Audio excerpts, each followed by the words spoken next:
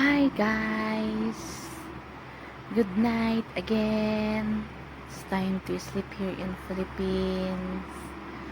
I hope guys always take care there. Yeah, and don't forget to pray to the Lord because God guide us and protect us always, every minute, every seconds, every hours, every day and everywhere. That's great guys, and wake up tomorrow again for another day again.